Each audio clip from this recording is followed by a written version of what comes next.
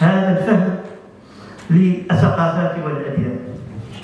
بالتالي في 10 ليلة من 31 أكتوبر كتب الأستاذ عبد الكريم بناني ما يلي: يوم الفتح المبين، 31 أكتوبر يوم الفتح المبين، يوم الانتصار، انتصار ملك وشعب، انتصار الشرعية والسيادة والكرامة، انتصار الصبر والصمود والإيمان، انتصار الأناتر والنخوة والكرم، عم الفرح بالبشرى، وسادت عواطف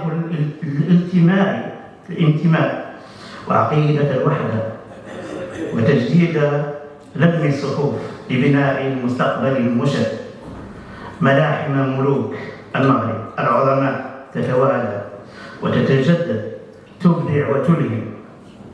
6 نوفمبر، ملك عبقري يبدع المسيرة، يجاهد ويقاوم، يجمع ويؤلف، حبه لبلده وثني وعطاؤه له بدون حساب.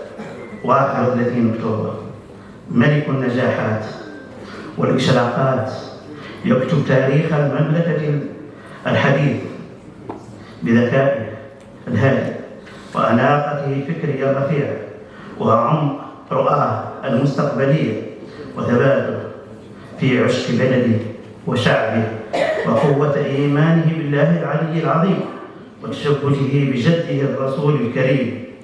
فكتب الله له: إن تنصروا الله ينصركم.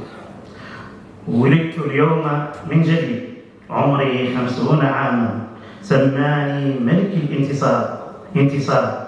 31 أكتوبر 2025، الساعة 10 ليلا. رئيس الدولة، رئيس جمهورية الرباط.